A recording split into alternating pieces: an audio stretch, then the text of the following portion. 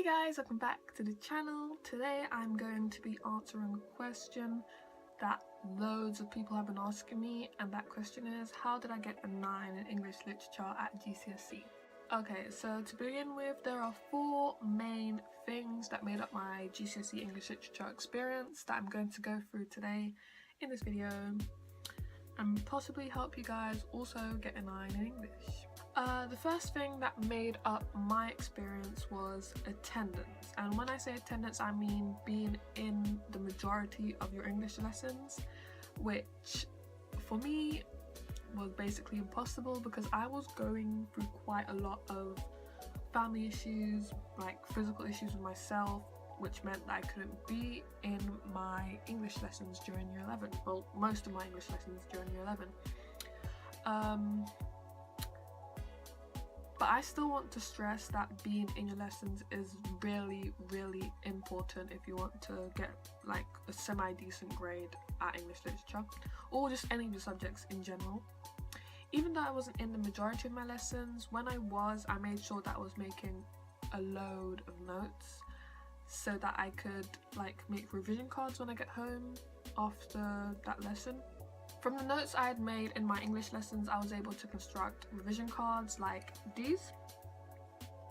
These aren't my GCSE revision cards, these are my current A-level English cards, which, firstly guys, side note, if you want me to do a video of my A-level and AS level experience, or how I got an A at AS level English Literature, which I did, just let me know down in the comment section below, or if you have me on social media, drop me a message. So this leads me on to the revision aspect of my experience. How, when and where I revise is pretty much the same as I do now.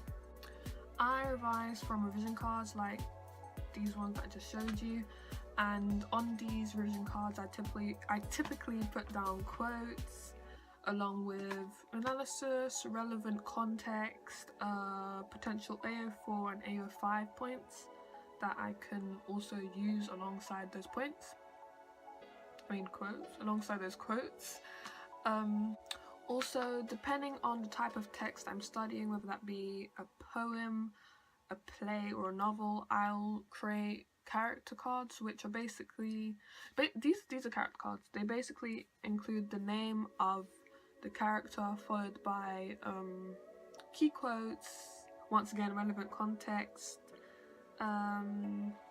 potential critiques or critics, and also some themes that I would also like link those characters to, if that makes sense. Okay, so now I'm going to move on to when I revised, which ranged from after I'd come home from school or at school during like say break or lunchtime. I'd revise by looking over these revision cards and mostly memorizing quotes and context, because I feel like unless you're in an open book exam, which is the majority of my A-level exams, A-level English exams,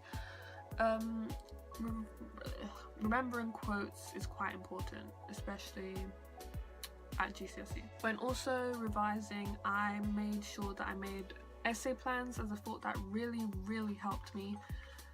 Even though it was kind of time consuming, it benefited me in the end. So yeah, essay plans, revision cards, yeah, character cards, that's about it for revision.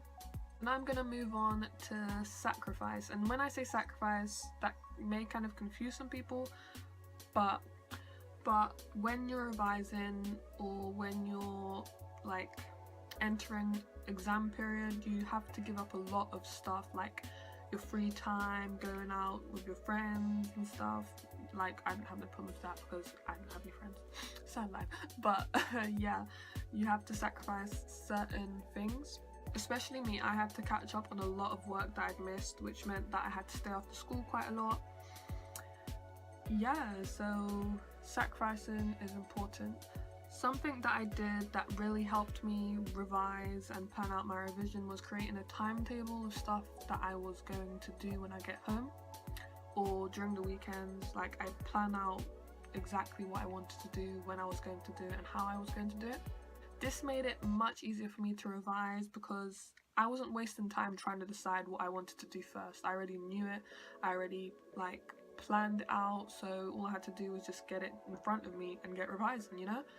And that saved a lot of time. I feel like that really helped me as well. I'm going to explain to you how I was able to manage stress during this extremely stressful period of my life.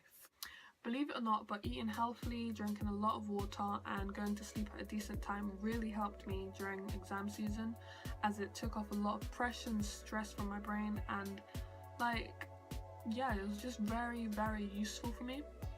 However, I found out that my brain is more productive at night, which meant that I don't usually go to bed until about 3, 4 in the morning, or sometimes I'd go to bed really early and then I'd wake up at 3, 4 and then start revising, which I don't recommend because I'm a very tired person, so that meant most days I was going to school half awake, and that I would not suggest that at all.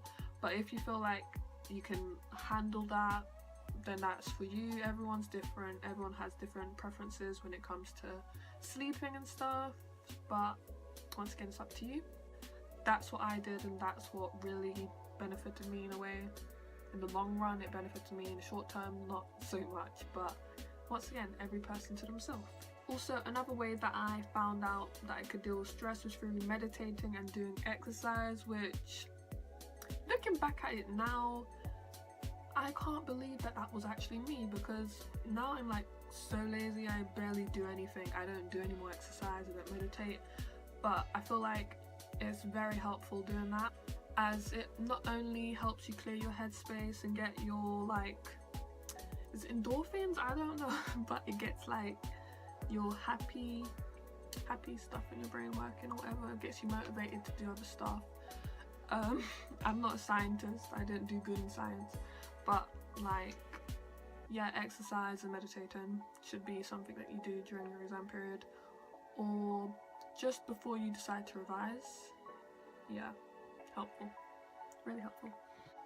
Okay guys, that is basically everything I did to get a 9 in English Literature at GCSE.